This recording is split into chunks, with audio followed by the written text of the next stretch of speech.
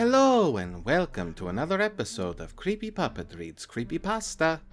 Today's story is a more recent creepypasta called The Vault, written by Redacted. Let's dig in, shall we? In 1995, the Jansen family disappeared from their home. Police were called to the residence after neighbors called 911 reporting sounds of screaming.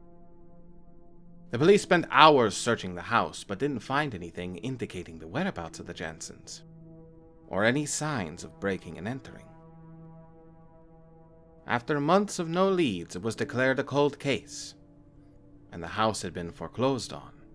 The bank who the loan was done through had planned to put the house back on the market. However, there was a bad storm in the area, resulting in a large branch from a tree near the house crashing through the roof and causing the interior to be flooded. As a result, the house was then condemned.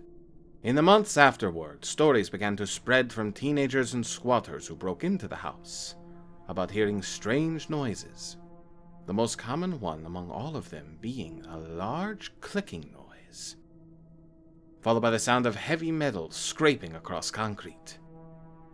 This was usually followed by whoever heard the noise bolting out of the house.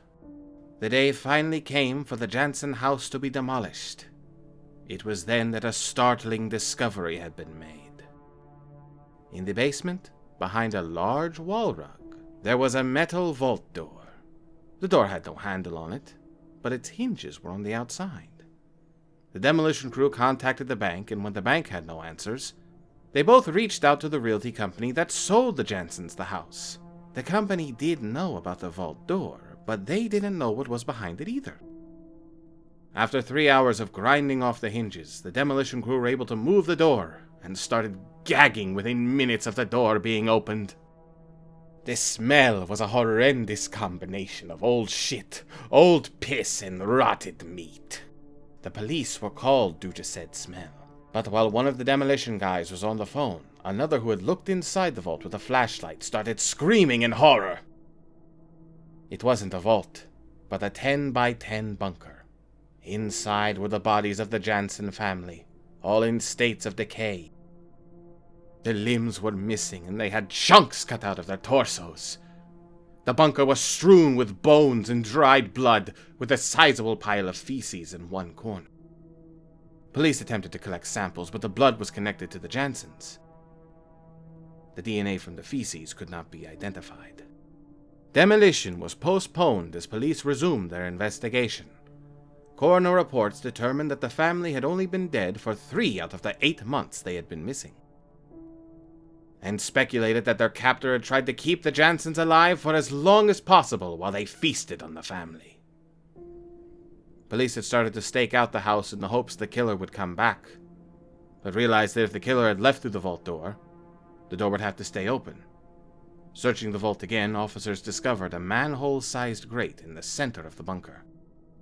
Beneath it was a drainage tunnel that was wide enough for a small to medium-sized person to fit through, and attempting to track the tunnel eventually led outside to an area near a swamp.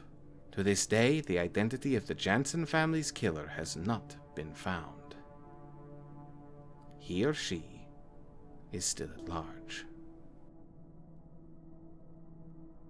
Got that classic vibe to it, that's for sure. I think I know who wrote this. So what did you think of the story? Let us know in the comments below.